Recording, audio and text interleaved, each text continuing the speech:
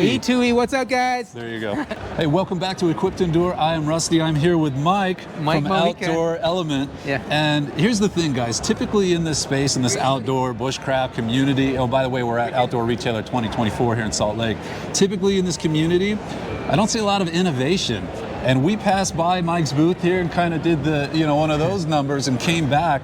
He's actually got some pretty cool ideas. Now, Mike, your background is aerospace engineering? Yep, I was a mechanical engineer. I was in aerospace, working for the Air Force mostly, and then decided let's be broke for a while and start a business. Absolutely, it's the American dream, baby. That's right. So, some really cool products. I'm gonna let him tell you about it, but there's actually some really cool little innovation in here. Now, we already gave him a hard time for not making stuff in America. He's trying to do that. We already gave him that hard time. So you guys don't I'm have working to do it. that. I'm working it. He's working it. Yeah. So let's go through these things. Let's talk about this neck knife real quick with the thought behind the sheath design, all that. Awesome. This is the Contour Feather. It's VG10 material, G10 scales. Three things that I always want with me is a way to cut, a way to make fire, and a way to signal. And so this offers all three. If you look on the spine, I etched it to reach strike, and on the spine of the sheath, I put a custom hex ferro rod. I can take that and throw some decent sparks to get a fire going, a little fire blanket. And then there's a whistle integrated into the back here. 115 decibels, right? Yeah, 115 decibels, and then keep it sharp, keep it safe. So there's ceramic honers in there. So a way to cut, a way to make fire, and a way to signal. Contour Feather. I think it's like 1.3 ounces. Keep it small, keep it mighty. Now let me throw in here where I like this, guys. Okay, so a couple quick things. It may seem like small, but the fact that we've got this hex rod that extends past the tip of the sheath, I love that, because now not only do you get a great grip with this sheath and you got a really good placement, you can take this all the way to the end without having the sheath extend past the ferro rod. Love that feature. And there's also something else, the reason this is protruding, and the reason you have that hex cut into the knife, right? So you can adjust that. That's right. Yeah, it works as a wrench, and so some people will actually uninstall it and then they'll put it on backwards, and it creates a bigger handhold. I can get this out here. It's a 1/4-20 thread. There we go. So they'll install it backwards, and now I have a much bigger handhold. And then for this, you can also, one of the advantages of doing it backwards is you can pinch your tinder. Right, if you have a tinder bundle, if it's windy, then now you can sit there and it's holding your tinder bundle down. Yep. So it's kind of convenient that way. Really cool. Awesome. But again, most ferro rods, when they're incorporated into sheath, it's basically just a loop, and you have to pull it out and then still have a handle. Yeah, this is right there. But that it's incorporated in, really, really cool idea. Impressed with that, and putting just the little ceramics in there to touch up the blade. Okay, let's get into the striker now. Lots of you guys have already seen this. Nothing novel.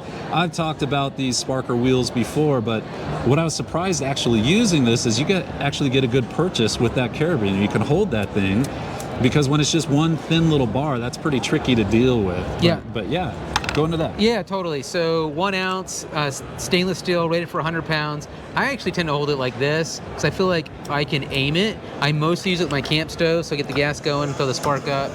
My finger's actually really close and personal. It's rolling away, so it's never getting burned.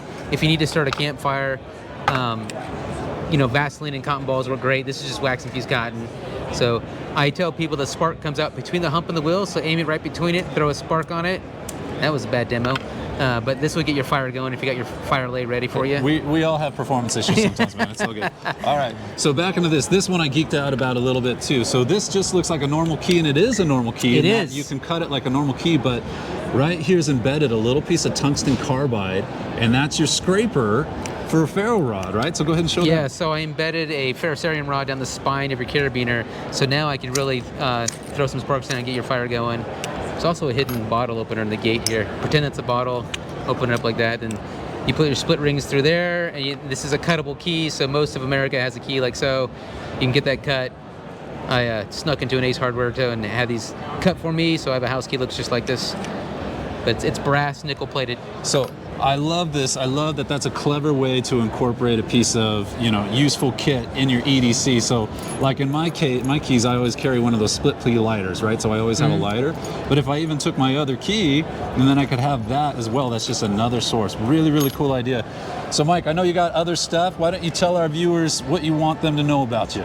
Yeah, so go to outdoorelement.com. You can always read about my backstory, but my native name is Boataway, which means fire maker. So you'll find a common theme amongst most of my product. I love making responsible fires. Get outside, go explore with confidence. That's an awesome name. Anyway, Mike, good meeting you. Thanks for showing your stuff. Rusty.